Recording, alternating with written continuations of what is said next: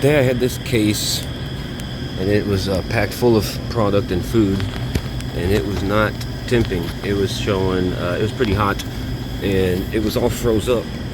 So I took everything out and accessed the coil. Another thing I did was I came back here to the controller to try to put the thing into defrost, but you know, it took me like 30 minutes to figure out which unit it was because it's not labeled. So you look around this unit on every corner, everywhere, down below, corner, there's no labels. These other ones over here, if you look, you know, they got a label. But this one doesn't, and that's what sucks. This thing's cooking now. This thing's working good. You see? But earlier, it was froze up completely. And so I needed to get it defrosted. And so without being able to find the controls for it, what I did was I valved it off right here because I can tell it's hot gas defrost. But yeah, so with this check valve here, that tells me that it's a hot gas defrost. So this is going to be the hot gas line coming in, and this valve energizes during defrost. So I valved this off here, closed it, and then I was able to close this manual stem, and then that started forcing hot gas through here. And well, I guess I wasn't thinking or something, because what actually happened was hot gas started going in through my EPR also, like big time. So I wasn't feeding all the hot gas down the suction line. Now I finally found out at the controller which output controlled this, and so that's how I was able to pinpoint and determine this is on rack C and it's number 4. Be nice if it was labeled. I should label it, but I don't have a marker with me. But I noticed that the controller was showing that it was at 122 degrees even before I started the defrost, when it was still froze up completely. And so that was strange. And then when it was in defrost, it went up to like 130 degrees. I'm like, okay. So, and I saw this down here. Now this was down here, and it's melted. You see, it melted along this defrost element. And well, I'll be damned, this happens to be my temperature sensor. So it wasn't like this completely. You see, I finished it off. When I finished it off, it went to reading 392 degrees. Now check it out. When you're in these controllers, you can hit menu, device history, okay? And usually there's going to be a graph, but for some reason this one doesn't have a graph. But you can still see up here, well, now it says invalid data. If you push the previous and the next buttons, it's going to scroll along, in this case every 2 minutes, because up here we say 2 minutes, but we can change that, so let's change it to 10 minutes. Alright, that's better. Now we can go previous, and it's going to start showing something here. It should start showing something here in a minute. Dang it. Guess it doesn't want to. What I was trying to show you was that this was at 122 earlier. I don't know why it's not allowing me to. It says invalid data. But so what was happening was this case was not going into defrost ever. It wasn't going into defrost because it thought that it was 120 degrees.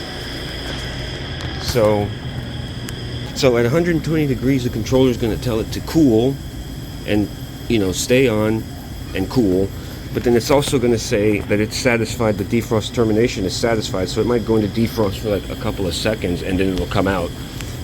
So this sensor right here being failed, that's the whole reason that it froze up. Now this sensor mounted or installed inside of this tubing here goes all the way along back there. Comes out right here. You can see the sign, it says El Sensor. So that's where the sensor is going to be hiding out at. Now something you want to always try to do is work smart and efficiently. And it's not really efficient to take all these panels off so you can take that back panel off to access, you know, that and replace it. No, what's going to be more efficient is going to be to work smart. So I don't know if some of y'all might have seen my little trick I got. Should work okay here. But it's a good little trick. We're going to do it real quick. So this is already trash, obviously, right? So that's coming out.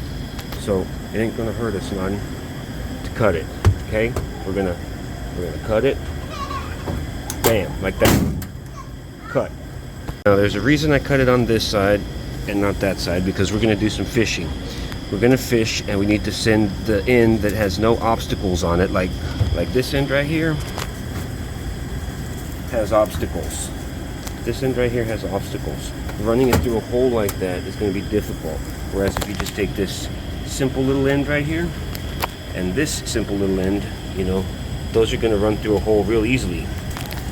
Now you can run them side by side if you want, or you can do whatever.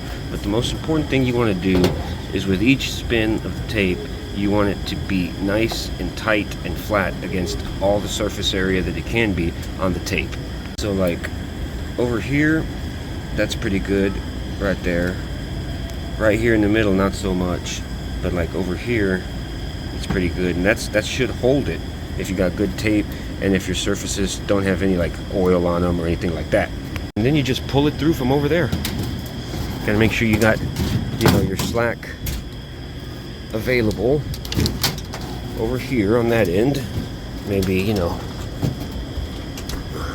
this one's gonna be kind of a pain in the ass because it's got freaking caulking on the front of it. You know, or you could just pull the whole thing. You know, you pull the whole thing.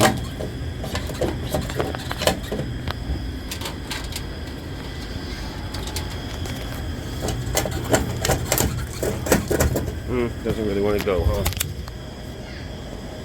It's because we got a stupid tie strap holding it. So obviously if you got some crap like that, you got to take the rest of them off.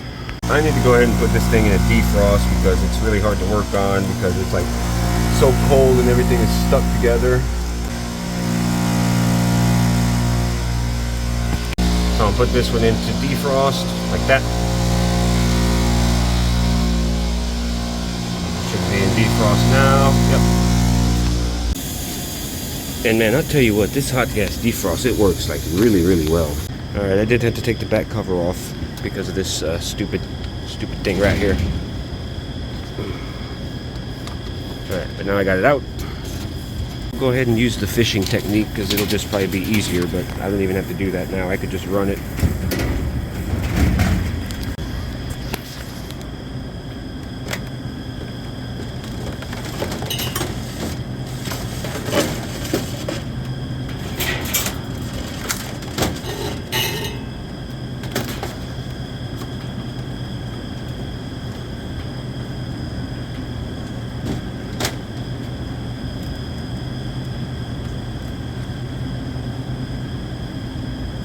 Alright, so I got my new sensor ran. See, I'm not going to put the white thing back around it. It's kind of pointless, but I mean, it does have some point, but you know. Alright, now I'll put this big long black panel back up there. Now the black panel, it just goes up there and then it slides down. See this lip right here? It slides down and in on these grooves right here. Hey. Just like that.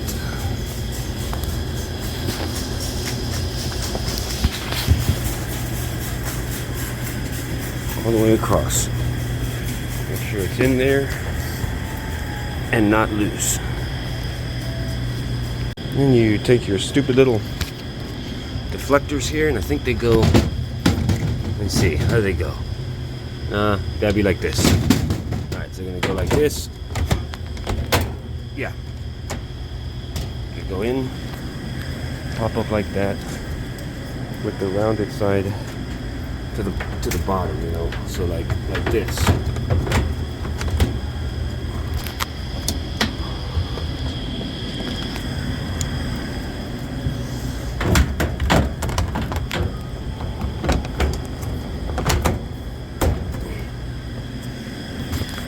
Now then, each of these have 3 screws, so we've got 9 screws total. There's 3 of them, and they sit just right up here, and they hold it all together.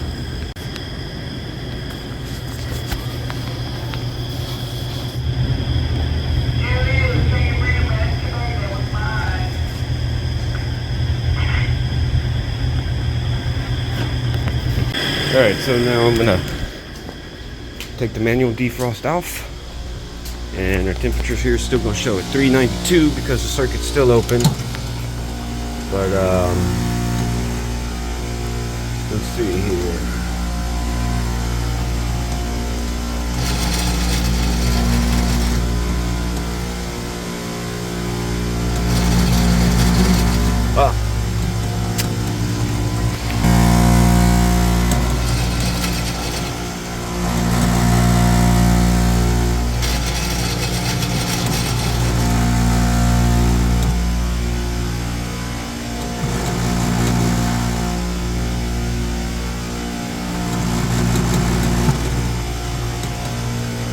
Alright, so it's about to come back on. Now we just need to wire our sensor up.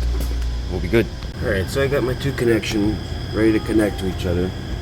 Now what I like to really do is I like to put the conductors together and make them nice and tight with each other.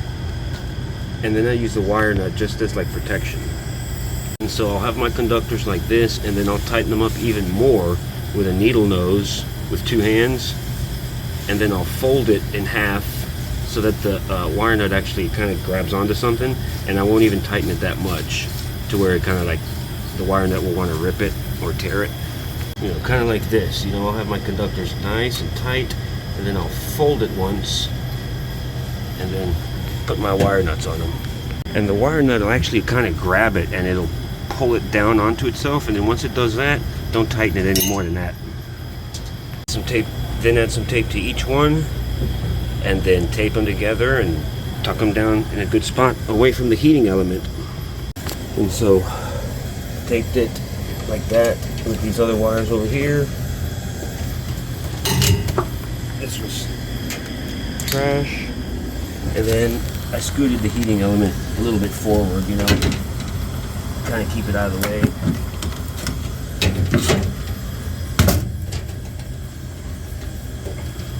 Pull these like, maybe I can pull these like this. There. And keep them out of the way too. There. That's a little better. Okay. And then now the Danfoss should be showing actual temperature. Discharge air temperature. Alright, my people. Look there. There it is. No longer 392. So that's good. But yeah, you see yesterday we had no run times, no defrost run times.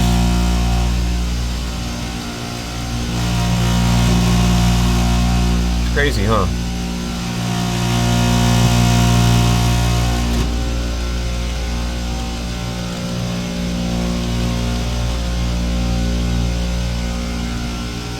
So it's supposed to do 2 cycles a day, or no? Yeah, it does. But to find that, you got to go up here. Look, you got to go to settings. Click on settings, and there we go. Type of defrost hot gas.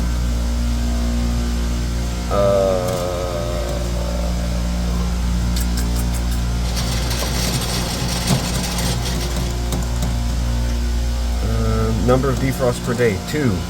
Defrost duration, 15 minutes. So at 2:30 and at 2:30, it does it. Now it's going to finally do it because we're reading temperature. You see?